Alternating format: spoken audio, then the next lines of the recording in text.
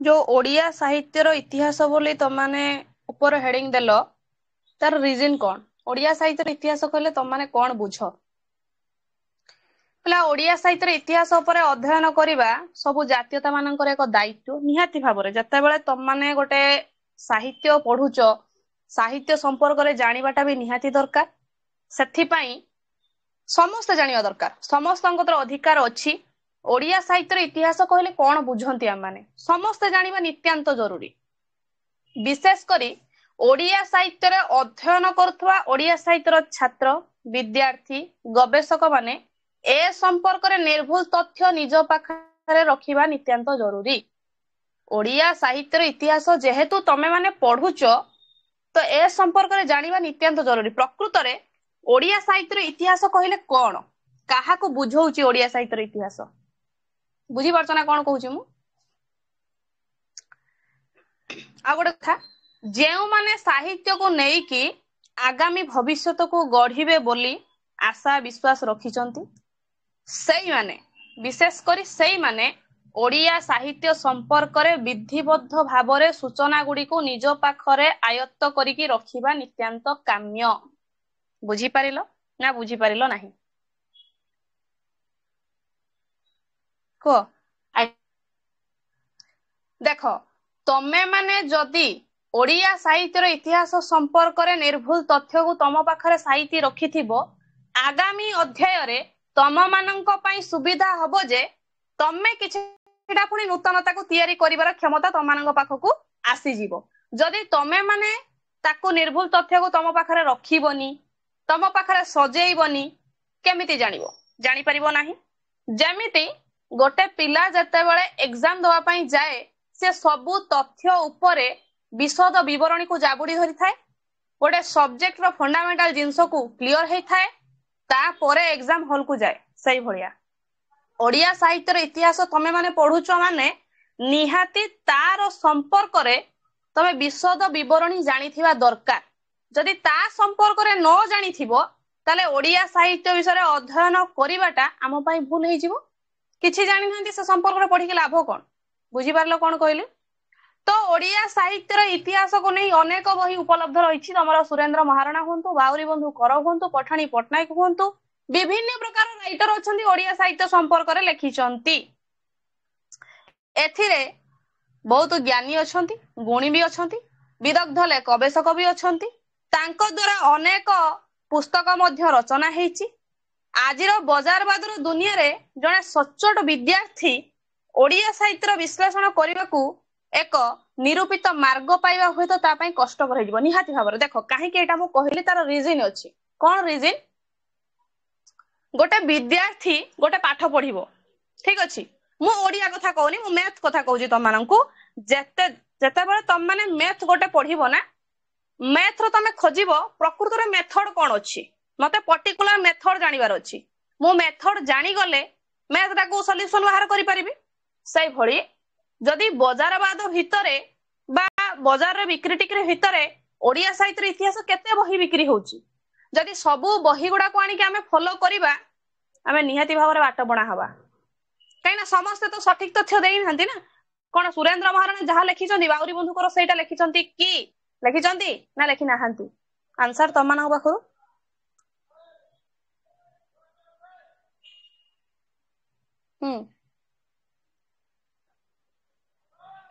ओडिया साहित्य इतिहास संपर्क रे सुरेंद्र महाराणा जो तथ्य देइचंती कोन बाउरी बंधुकर सही तथ्य देइचंती की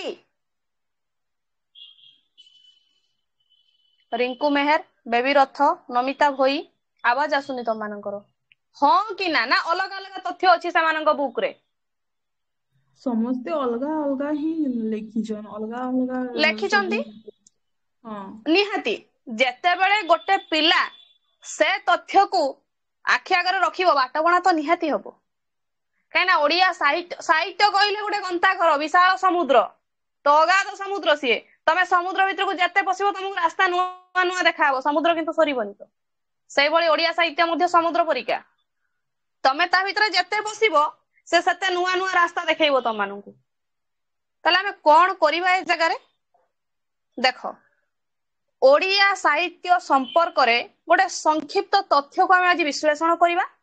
ओडिया साहित्य संपर्क में गोटे संक्षिप्त सूचना को आम आज आपणई नवा, जो संक्षिप्त सूचनाटा तम मानकर आगामी अध्याय रे काम दब।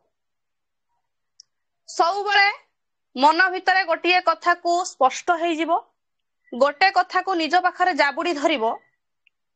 ओडिया साहित्यर इतिहास जुग विभाजन बा कालखंड जो अच्छी ए संपर्क रे कौनसी प्रकार सठिक प्रमाण आम पाखरे से देई नहीं। तो ओडिया साहित्य क्षेत्र रे तम मानकर जुग विभाजन जो अच्छी, कालखंड जो अच्छी, समय अवधि जो अच्छी, कालखंड समय निर्धारण समय जो अच्छी ना, से संपर्क रे कौनसी प्रकार स्पष्ट विवरणी आम पाखरे प्रदान करि पारि नाही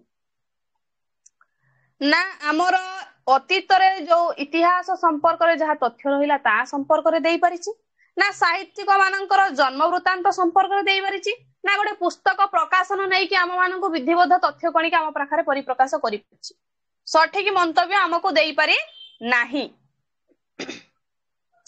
तो ए संपर्क रे जेहेतु आमर कोनोसी प्रकार रो संक्षिप्त माने गवेषक हुंतु, गवेषणा हुंतु, विधिबद्ध भाव में कौन प्रकार परीक्षा निरीक्षा करा जाय नाही, तेणु आपातत गोटे आमे गोटे छोटिया जिंस को धरिबा कोन ना, आमे गोटे कालखंड को धरिबा, आमे गोटे समय सीमा को धरिबा। से समय सीमा कोन ना, देखो जदि तमे माने निजे तयारी करिवो, प्रथम समय सीमाटा को तमे काहाकू नबो कहलो देखिबा। प्रथम समय सीमा कहिले तमे काहाकू नबो, कौ समय सीमाटा को नेले तम पाई प्रयोज्य हबो जिंसटा, कौ समय सीमाटा को। ओडिया साहित्यर इतिहास को बुझिबा पाई हेले सारला दास हेउचंती मुख्य कोन सरल रेखा। जदि तांकू तमे माने धरिबो ताले ओडिया साहित्यर इतिहास संपर्क रे भलो भाबरे बुझी परिबो। जदि तांकू तमे माने धरिबो नाही, ओडिया साहित्यर इतिहास संपर्क रे जानि परिबो नाही। जे कि ओडिया साहित्यर स्रष्टा, आदि स्रष्टा, बुनियादिकार, आदिकार, पिता, पितामह कोन कोन तांकू उपाधि न मिलिछि बोले कहि हेबो नाही। अगाध उपाधि से होउचंती जने मनीष जे कि ओडिया साहित्य जगत रे प्रथम थर करी लिखनी चालना करिथिले। ओडिया साहित्य जगत रे नुआ करी कि गोटे स्पृहा को से तयारी करिथिले, से छोटिया लोक नहंती। तो तेणु करी तांकर समय सीमा केते 1401 रु 1500। से 1401 रु 1500 होउची एई कालखंडटा को जदी तमे माने धरि नबो, आराम से तमे माने कोन करियो कहलो ओडिया साहित्य इतिहास को बुझी परिबो। जदी समय सीमा को तमे धरिबो नाही, ओडिया साहित्य इतिहास को तमे माने बुझी परिबो नाही। बुझी पारछो ना कोन कहूची मु?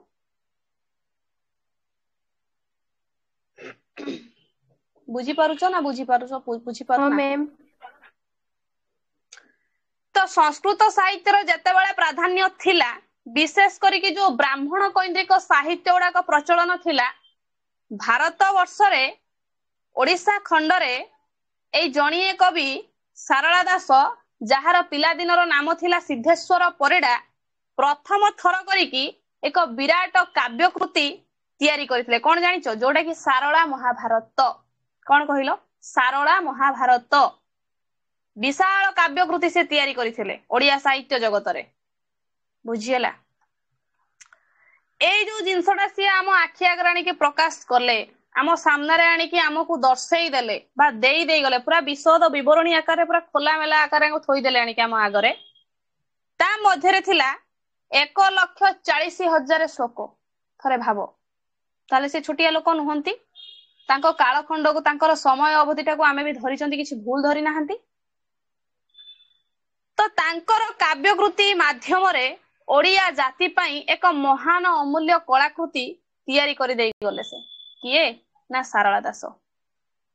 ताहाले जदि सारला दासंकर पूर्ववर्ती समय को आमे धरिबा, कोन सेटा? प्राक सारला साहित्य, जोटा कि आमे कोन कहिबा? Pre सारला literature. जेतेबेले आमे सारला साहित्य धरुचंती, पोस्ट सारला लिटरेचर। ठीक कहली ना भूल कहली? किंतु प्रकृत रे ओडिया साहित्यर उन्मेष जदि आमे माने बुझिबा, प्राक सारला साहित्य रु आरंभ हेइची। जदि गोटे पिला बुझिबा पई पड़िबो बा गोटे पिला बुझिबा को चेष्टा करिवो ताले प्रथमे सी सारला दास को नेबाटा प्रयोज्य से सारला दास को नेबाटा ही ठीक काहे कि ना से सारला दास को नेले तार पूर्ववर्ती तथ्य गुड़ा को भी से बुझी परिवो जदि 1401 रु 1500 मसिया पर्यंत सारला दास अछंती ताले जदि सारला दास प्रथम थर करी काव्य तमर विभिन्न प्रकार लिखनी चालना करिसंती ताले तार पूर्ववर्ती अवस्था रे लेखा जाई नाही कोनस प्रकार लेखिबार कौशल नथिला केवल मुख निसृत वाणी ही प्रचलन थिला मुहरु मुहरु मुहरु मुहरु जहा चालुथिला सेटा ही चलीथिला तम मानकर सी मु कहली सी सुनिला सी कहला आउ जण सुनिला सी कहला आउ जण सुनिला सुनी सुनी सुनी सुनी मन रखुतले जोटा कि कुहा जाए प्राक सारला साहित्य किंतु सारला साहित्य कहिले लेखिबार कौशल आसिला लेखिबार कौशल आसिला जणे लेखिबार पद्धति को आपणै नेला बुझिला ताल थरे भाबो ताले प्राक सारला साहित्यर समय अवधि केते होची 900 रु 1400 जदि 1401 रु 1500 होची सारला साहित्य प्राक सारला साहित्य होची 900 रु 1400 तम मानकर 500 रु 600 वर्ष जो साहित्य रहिला एहा भितरे गोटे प्राथमिक स्वरूप को किए ग्रहण करथिला जानिचो तमर बौद्ध साहित्य चर्जिया साहित्य दोहा साहित्य एई तीनटा जिनिस आदि पर्याय दोहाटा होची आदि पर्याय बुझेला आरंभर पर्याय होची एई सब जिनिस गुड़ाक प्राक सारला साहित्य को जदि तुम माने देखिबो तेबे ए साहित्य रे धारा गुडी को भिन्न जाईची कहलिनी सारला दास लेखिले प्राक सारला साहित्य रे लेखा हेइनी तो निहाती धारा गुडा को अलग लागे गला दीटा पिला को आमे दी जण पिला को नबा गोटे पिला बुझी पारुची लेखि पारुची कहि पारुची किंतु आ गोटे पिला बुझी पारुची कहि पारुची किंतु लेखि पारुनी तो दी जण भितर डिफरेंट कोन रहिला ये गोटे शैली रे गला कि आ गोटे शैली रे गलानी नियति भाबरे सही भलिया प्राक सारला साहित्य गोटे भिन्न धारार साहित्य भाबरे से बाहर थिला सारला साहित्य गोटे मोड़ नैथिला बेले प्राक सारला साहित्य आ गोटे मोड़ नैछि एठी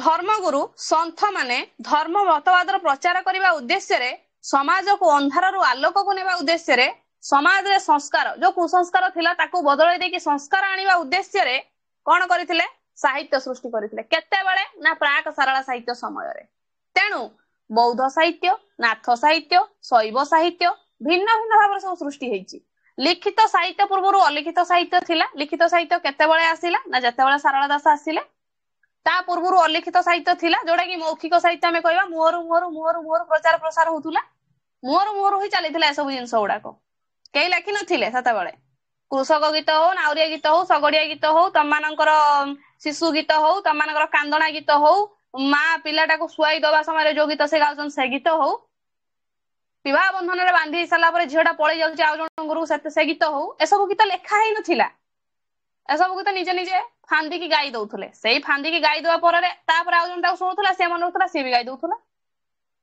जोडा मुहरु समाज को कोन विकसित हेजिबा बढ़ी चलीची सेटा होची मौखिक साहित्य एथिरे कोन हेची ए जो अलिखित मौखिक साहित्य रे कोन कोन रहिची जानिचो गोटे होची लोक माने लोक कहानी लोक गीत लोक नृत्य लोक नाटक ओसाव्रत प्रवाद प्रवचन एतिके जिनिस तम मानकर रहिची कोउथिरे अलिखित वा मौखिक साहित्य रे जेते बेले लिखित साहित्य आसिला ता भितरे कोन कोन रहिला ना बौद्ध रहिला नाथ रहिला शैव रहिला ए तीनी धर्म को नै कि लिखित साहित्य आरंभ होला जोटार कि यार परवर्ती अवस्था आछि जगन्नाथ धर्म जोटार कि परवर्ती अवस्था आसीची जगन्नाथ धर्म बुझियला एहा परे आउ गोटे साहित्य गढी उठितिला से साहित्यटा कोन जानिचो अभिलेख साहित्य प्राक सारला बुझिबा को गले लिखित अलिखित अभिलेख एतिकी जिंस को नै कि प्राक सारला साहित्य गढी उठिची ताले अभिलेख साहित्य कहले कोन जोडे कि तमानकर दानपत्र हो सनंद हो ताम्र तंबा पट्टा हो तमानकर शिलालिपि हो जोडे कि राजा मानकर आदेश और प्रमाण पत्र को नै कि कोन होतला लेखा होतला राजा मानकर आदेश और प्रमाण पत्र को नै कि लेखा होतला बुझी पारिलो बुझी पारुचो ना बुझी पारु ना हो कुह मते बुझी पारुचो ना बुझी पारु ना हो पचारुची मु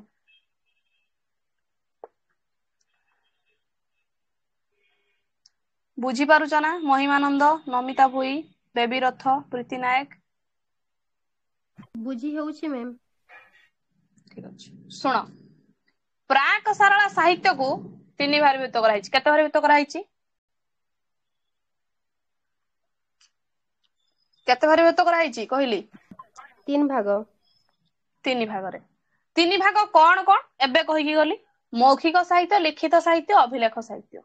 ମୌଖିକ ସାହିତ୍ୟ କହିଲେ କଣ ନା ଲୋକ ସାହିତ୍ୟ, ଯୋଉଟା ଲୋକମାନଙ୍କ ଦ୍ୱାରା ସୃଷ୍ଟି ହେଇଛି। ମୁଁ କହୁଛି, ତମେ ଶୁଣୁଛ ମନେ ରଖୁଛ, ପୁଣି ତମେ ଜଣକୁ କହିବ ସିଏ ଶୁଣିବ ମନେ ରଖିବ, ପୁଣି ସିଏ ଜଣକୁ କହିବ ସିଏ ଶୁଣିବ ମନେ ରଖିବ। ଏଇଟା ହଉଛି ମୌଖିକ ସାହିତ୍ୟ। ଲିଖିତ ସାହିତ୍ୟ କଣ ନା ଧର୍ମ ଭିତ୍ତିକ ସାହିତ୍ୟ, ଯୋଉଟା କି ବୌଦ୍ଧ ଧର୍ମ, ନାଥ ଧର୍ମ, ଶୈବ ଧର୍ମ, ଏସବୁ ଲେଖା ହେଇଗଲା ଏସବୁ ଜିନିଷ ଗୁଡାକ। ଏଟା ହେଲା ଲିଖିତ ସାହିତ୍ୟ। ଅଭିଲେଖ ସାହିତ୍ୟ କଣ? ଶିଳାଲେଖ, ସନନ୍ଦ, ତାମ୍ରପଟା।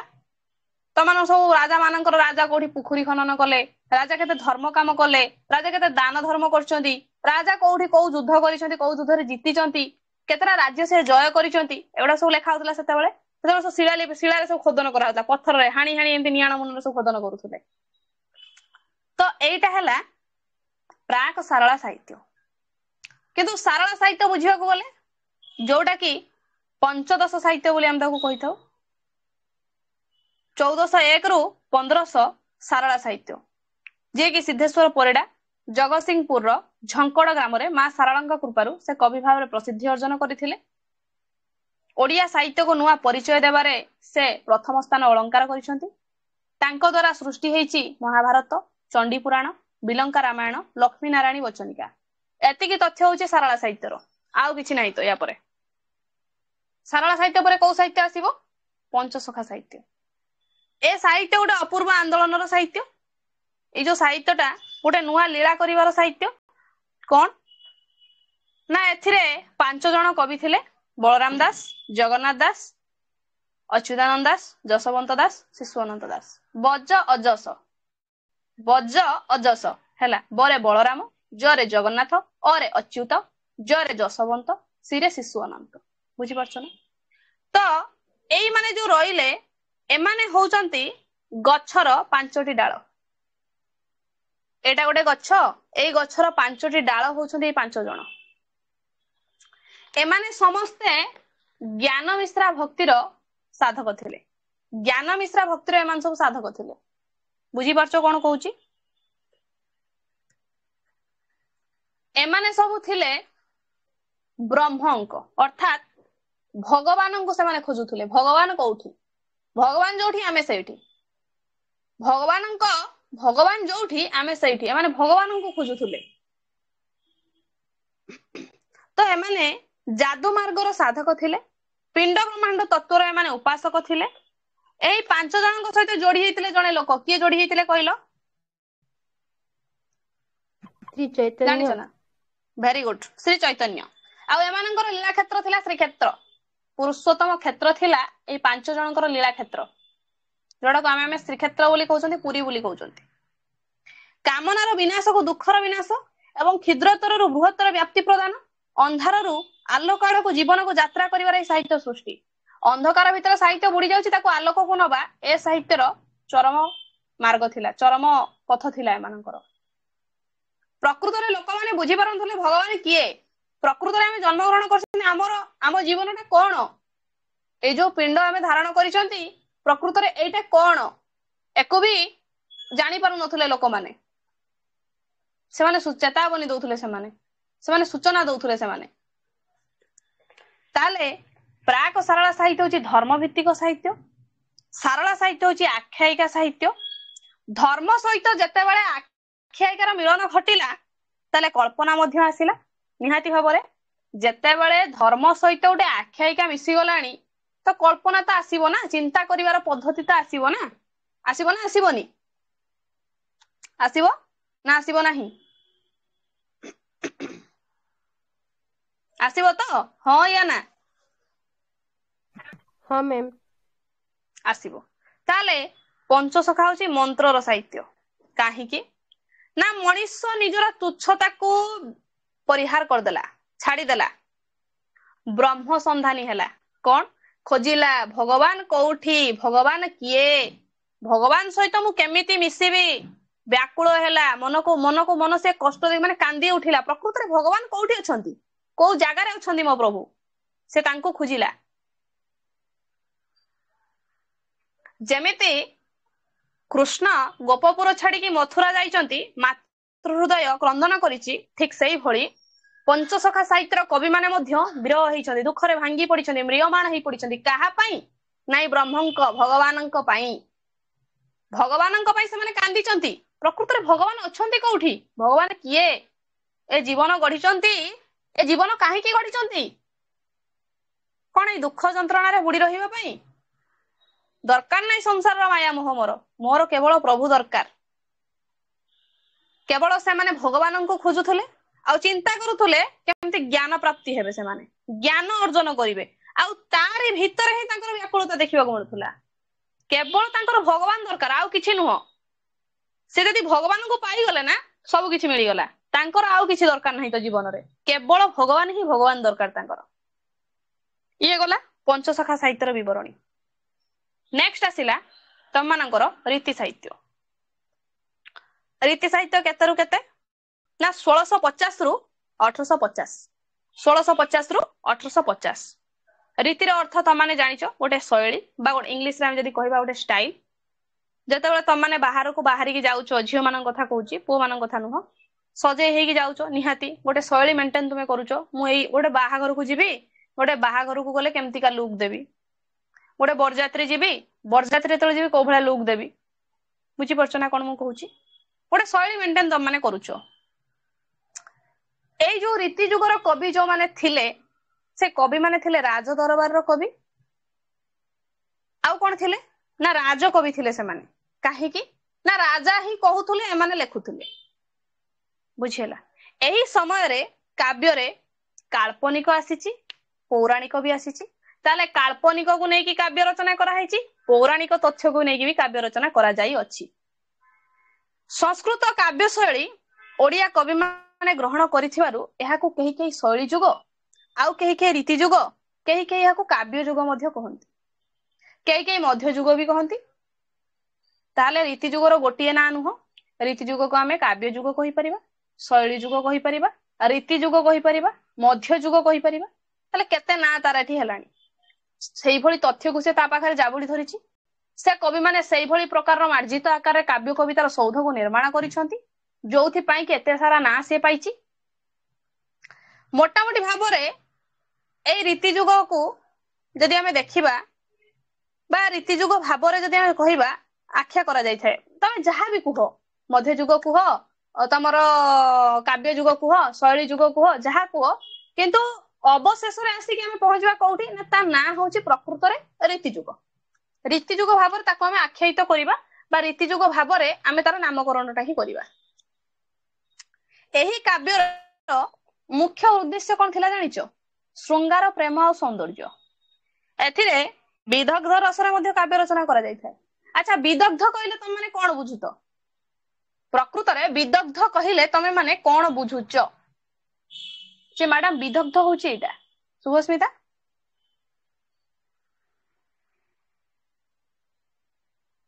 ପ୍ରୀତି, ବିଦଗ୍ଧ କହିଲେ କଣ ବୁଝୁଛ?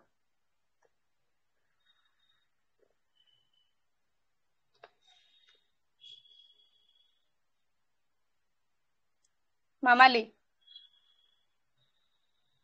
ମୋ ଭଏସ ଶୁଭୁଛି ନା? ମୁଁ ନାଁ ଧରିକି ଡାକୁଛି ବୋଧେ, ଯଦି ଡାକୁଛି ଆୱାଜ ଦିଅ ମତେ। ଆଜ୍ଞା ମ୍ୟାମ୍। ବିଦଗ୍ଧ କହିଲେ କଣ ବୁଝୁଛ? ଯେ ମ୍ୟାଡାମ ଆମେ ଏଇଟାକୁ ବିଦଗ୍ଧ ବୋଲି କହିବା।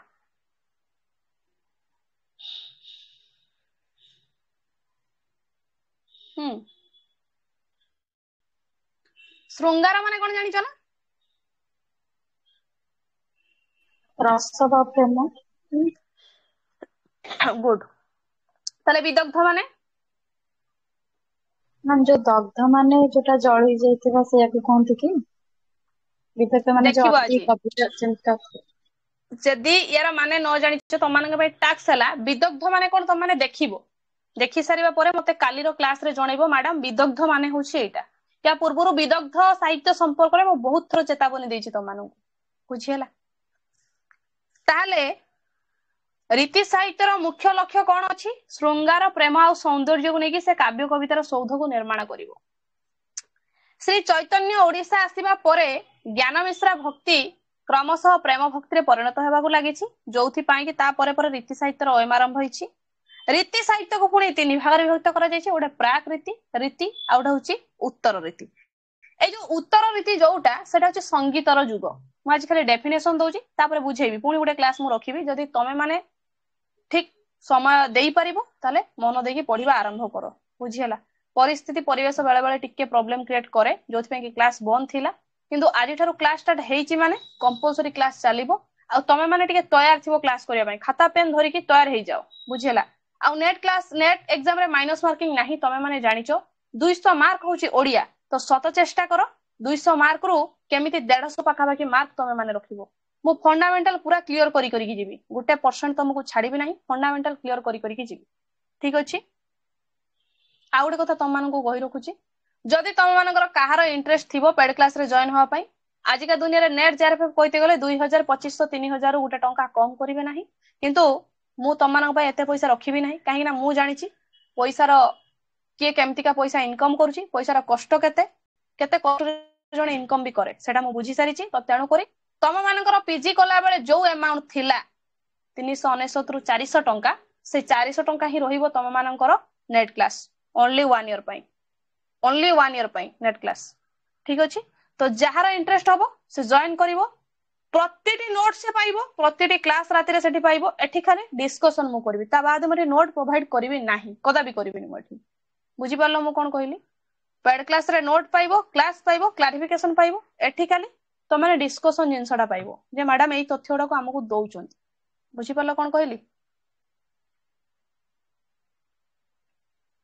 बुझी पारिलो ना बुझी पारिलो ना ठीक अछि तो ये गला तम मानकर रीति साहित्य संपर्क रे नेक्स्ट आसिला आधुनिक साहित्य केते रो केते 1850 रु 1910 तो एई साहित्य जीवनर साहित्य प्रवाहर साहित्य तमरा दुखर साहित्य कष्टर साहित्य जंत्रणार साहित्य लुहर साहित्य लहुर साहित्य माने सबु साहित्यटा एठी देखिबा को मिलिछि प्रेमटा आसीबो पुणी चली जिवो किंतु प्रेम पाखरे रुहेनी तो केते जण प्रेम पाखरे रहिछि कहलो प्रेम आसिला पुणी परे पळै जिवो पाखरे रहिबोनी तो प्रेम गोटे मौळा जन्हराती परी बुझियला ठीक सही भली जीवन भी दुखमय जीवन भी सुखमय जीवन भी कोहमय जीवन भी जंत्रणामय जीवन भी दारिद्र्यमय तो एई समय रे अंधकवि भीम भोई देखिथिले प्राणी आरत दुख अप्रमित देखु देखु किबा सहु मो जीवन पछे नरके पड़ी थाउ जगत उद्धार हेउ जे कि ओडिया साहित्य जगत रे गोरु पल्लरे थाई अंध कवि खंजणी माड़ करिकी आधुनिकता को नहीं आसिले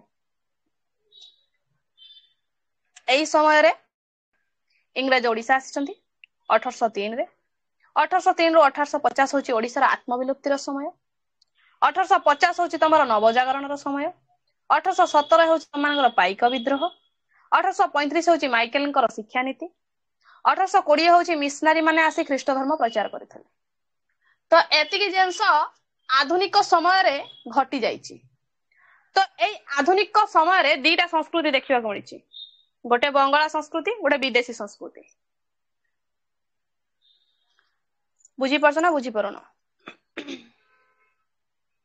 तमान को मु पढैथिली मिशनरी स्कूल हेची ख्रीष्ट धर्मर प्रचार प्रसार हेची जानिथिबो कहिथिली ए सब कथा नक दुर्भिक्ष देखिबा को मिलिची भाषा विलोप आंदोलन हेची तो एई सब समय रे ही एई आधुनिक युगर समय रे ही एई सब घटना गुडा को घटी जाईची जोडा कि 1866 रे त माने नक दुर्भिक्ष देखिछो सही 1866 मसे उत्कल दीपिका गौरीशंकर राय द्वारा प्रकाश हेची 1868 मसे हेची ओडिया भाषा सुरक्षा आंदोलन आरंभ हेची एई तीनटा जिंस हेउची गुरुत्वपूर्ण घटना आधुनिक युगर अयम आरंभ तीनटा जिनिस होची गुरुत्वपूर्ण घटना आधुनिक युगर अयम आरंभ रे 1868 रे तमानकर रेवेन्सा विद्यालय जो थिला सेटा रेवेन्सा जो थिला रेवेन्सा विद्यालय रूपे सेटा स्थान पाई गला 1850 रु 1900 होची एई समय होची आत्म जागृतिर समय केमती हमें बंचिबा केमती आगो को बढ़िबा आगामी समय रे केमती हमें आगो को जिबा एटा होची से समय 1877 होची जगनमोहन लाला ଲେଖିଛନ୍ତି ପ୍ରଥମ ନାଟକ ହଉଛି ତମର ବାବାଜୀ। 1888 ମସିହାରେ ପ୍ରଥମ ଓଡିଆ ଉପନ୍ୟାସ ପଦ୍ମାବଳୀ, ଯିଏକି ଉମେଶ ଚନ୍ଦ୍ର ସରକାର ଲେଖିଛନ୍ତି। ରାଧାନାଥ ରାୟ ଲେଖିଛନ୍ତି ବିବେକୀ। 1898ରେ ପ୍ରଥମ ଓଡିଆ ଗଳ୍ପ ହଉଛି ରେବତୀ, ଯିଏକି ଲେଖିଛନ୍ତି ଫକୀରମୋହନ ସେନାପତି। ତାପରେ ଆସିଛନ୍ତି ମଧୁସୂଦନ ରାଓ, ଯିଏକି ବର୍ଣ୍ଣବୋଧ ଲେଖିଛନ୍ତି। ଫକୀରମୋହନ ସେନାପତି ବୀଜ ଗଣିତ, ଭାରତ ଇତିହାସ। ଆଦି ପର୍ଯ୍ୟାୟରେ ଯେତେବେଳେ ଆଧୁନିକତା ଆସିଛି 1880ରୁ 1915, ଏହି ଆଧୁନିକତାର ନେତୃତ୍ୱ ନେଲେ କିଏ ନା ରାଧାନାଥ ରାୟ, ଫକୀରମୋହନ ସେନାପତି। ଆଉ ଏ ସମୟର ବ୍ୟକ୍ତି ବା ଶେଷ କିଏ ଆଣିଦେଲେ? ନନ୍ଦକିଶୋର ବଳ, ଗଙ୍ଗାଧର ମେହେର। 1808 ରାଧାନାଥଙ୍କର ମୃତ୍ୟୁ। 1809 ସତ୍ୟବାଦୀ ବନ ବିଦ୍ୟାଳୟ ପ୍ରତିଷ୍ଠା। ଚାଲିଗଲେ ରାଧାନାଥ ରାୟ, ଚାଲିଗଲେ, ଆସିଗଲା ସତ୍ୟବାଦୀ ଯୁଗ, ବନ ବିଦ୍ୟାଳୟ ପ୍ରତିଷ୍ଠା ହେଇଗଲା। 1903ରେ ଠିକ 33 ବର୍ଷ 1903 ଠିକ 33 ବର୍ଷ ପରେ 1936 ଏପ୍ରିଲ 1 ତାରିଖରେ ଓଡିଶା ଏକ ସ୍ୱତନ୍ତ୍ର ପ୍ରଦେଶ ରୂପେ ଗଠନ ହେଲା ଏବଂ ମଧୁବାବୁ ଯୋଉ ସ୍ୱପ୍ନ ଦେଖିଥିଲେ ସେଟା ସାକାର ହେଇଗଲା। ମଧୁବାବୁଙ୍କୁ ସମସ୍ତେ ଜାଣିଥିବ, କାଳିଆ ଘୋଡାରେ ଚଢିବି, ଜାଣିଥିବ ସମସ୍ତେ। ତାଙ୍କ ସ୍ୱପ୍ନଟା ସାକାର ହେଇଗଲା। ଯୋଉ ସ୍ୱପ୍ନ ସେ ଦେଖିଥିଲେ ସେ ସ୍ୱପ୍ନଟା ସାକାର ହେଇଗଲା। 1909 ମସିହାରେ ପୁରୀ ଜିଲ୍ଲାର ସାକ୍ଷୀଗୋପାଳରେ ସତ୍ୟବାଦୀ ବନ ବିଦ୍ୟାଳୟ ପ୍ରତିଷ୍ଠା ହେଇଯାଇଛି। ନୀଳକଣ୍ଠ, ଗୋଦାବରୀଶ, ଗୋପବନ୍ଧୁ, କୃପାସିନ୍ଧୁ ଏମାନଙ୍କ ସମ୍ମିଳନୀର ଉଦ୍ୟମରେ ଓଡିଆ ସାହିତ୍ୟରେ ଆଉ ଗୋଟେ ନବଜାଗରଣ ଆରମ୍ଭ ହୋଇଛି, ଯୋଉଟା କି ସତ୍ୟବାଦୀ ଚେତନା। 1910ରୁ 1921 1910ରୁ 1921 ଏହାର ଅର୍ଥ କଣ? ମାନବ ସେବା ହିଁ ମାଧବ ସେବା। ସତ୍ୟବାଦୀ ଚେତନା ଆଧୁନିକ ଯୁଗ କେବେ କହିବନି, ଆଧୁନିକ ଚେତନା। କାହିଁକି ଆଜି ପର୍ଯ୍ୟନ୍ତ ଆଧୁନିକ ସରିନାହିଁ। ଆଜି ପର୍ଯ୍ୟନ୍ତ ଆଧୁନିକ ସରିନାହିଁ। ଆଧୁନିକ ଗୋଟେ ଚେତନା, ଗୋଟେ ପ୍ରବାହମାନ ଧାରା, ଗୋଟେ ପ୍ରବାହିତ ହଉଛି। ସେ ବନ୍ଦ ହେଇଯାଇନି, ତ ସେ ପ୍ରବାହିତ ହଉଛି। ବୁଝିହେଲା? ତ ତେଣୁକରି ଯେତେବେଳେ ସତ୍ୟବାଦୀ ଚେତନା ଆସିଛି, ଗୋପବନ୍ଧୁ ଆସିଛନ୍ତି, କୃପାସିନ୍ଧୁ ଆସିଛନ୍ତି, ତମମାନଙ୍କର ଗୋଦାବରୀଶ ଆସିଛନ୍ତି, ନୀଳକଣ୍ଠ ଆସିଛନ୍ତି, ତ ଏଇ ଯୋଉ ସମୟର ତମର ଚେତନାଟା ଆରମ୍ଭ ହେଇଛି ନା, ମାନବ ସେବା ହିଁ ମାଧବ ସେବା। ମଣିଷ ମାନଙ୍କର ସେବା କରିବା ହଉଛି ଭଗବାନଙ୍କର ସେବା କରିବା ସହିତ ସମାନ। ସେତେବେଳେ ସେମାନେ ଭାବିଛନ୍ତି ସମାଜରେ ସଂସ୍କାର ଆଣିବା, ମାନବ ସେବା କରିବା, ଦେଶ ପ୍ରେମ କରିବା, ଆଉ ଓଡିଆ ମାନଙ୍କୁ ଭଲ ପାଇବା, ଯାହା କର୍ମ କରିବା ସେଇ କର୍ମକୁ ନେଇକି ସେମାନେ ସାହିତ୍ୟ ଲେଖିଲେ। ଏଇ ଯୋଉ କର୍ମଟା ନୀତିଦିନର କର୍ମ ସେମାନେ କଲେ, ସେଇ କର୍ମକୁ ନେଇକି ସେମାନେ ସାହିତ୍ୟ ଲେଖିଲେ। 1925ରୁ 1935 ପ୍ରଥମ ବିଶ୍ୱଯୁଦ୍ଧର ପରବର୍ତ୍ତୀ ସମୟରେ ଓଡିଆ ସାହିତ୍ୟରେ ସବୁଜ ଚେତନା ପ୍ରକାଶ ପାଇଛି, ଯୋଉଟା କି କେବଳ କାହା ଉପରେ ରଚନା କରାଯାଇଛି ସେଟା ଜାଣିଛ? ସବୁଜ ସାହିତ୍ୟ ବୁଝିବା ପାଇଁ ଗଲେ କାହା ଉପରେ ରଚନା କରାଯାଇଛି ଜାଣିଛ? କାହା ଉପରେ ରଚନା କରାଯାଇଛି ଜାଣିଛ? ଯୌବନ, କେବଳ ପ୍ରେମ। ସବୁଜ ଚେତନା ବୁଝିବାକୁ ଗଲେ କେବଳ ଯୌବନ। ସେତେବେଳେ କବି ମାନେ କେବଳ ଯୌବନ ଉପରେ ଚାଲିଲେ, କାବ୍ୟ କବିତାର ସୌଧକୁ ନିର୍ମାଣ କଲେ। 1913 ରବୀନ୍ଦ୍ରନାଥ ଟାଗୋର ଗୀତାଞ୍ଜଳି ପାଇଁ ନୋବେଲ ପୁରସ୍କାର ପାଇଛନ୍ତି, ଜାଣିଥିବ ଏଟା ସମସ୍ତେ। ନେକ୍ସଟ ସେଇ ସମୟରେ ଆସିଛି କୋଉମାନେ ଆସିଛନ୍ତି ନା ଅନ୍ନଦାଶଙ୍କ ରାୟ, ବୈକୁଣ୍ଠ ଚରଣ ପଟ୍ଟନାୟକ, କାଳନ୍ଦୀ ଚରଣ ପାଣିଗ୍ରାହୀ, ଯୋଉଟା କି ଏଇ 3 ଜଣ ମିଶିକି କଣ କରିଥିଲେ ଜାଣିଛ? ନନସେନ୍ସ କ୍ଲବ ଗୋଟେ ଗଠନ କରିଥିଲେ। ଏମାନଙ୍କର ମୂଳ ଟେକ୍ସଟ ହଉଛି ବା ମୂଳ ଉଦ୍ଦେଶ୍ୟ ହଉଛି ଯୌବନ। ଚାଲ ସେହିପୁରେ ଯିବାଗ ସହି ନାହିଁ ଯୋଉଠି ଯହିଁ ପ୍ରେମ ପୁରୁଣା ନ ହୋଇ।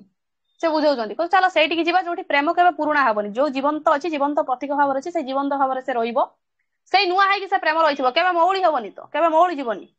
ଆମେ ଯେମିତି କହିଲେ ପ୍ରେମ ଆସେ ଚାଲିଯାଏ, ନା, ଆସିବ ଯଦି କେବେ ଯିବନି, ତ ଆମେ ସେଇ ପୁରରେ ଯାଇକି ରହିବା, ସେଇ ପୁରରେ ବସତି ସ୍ଥାପନ କରିବା। ଗଲା ସବୁଜବାଦୀ ଚେତନା।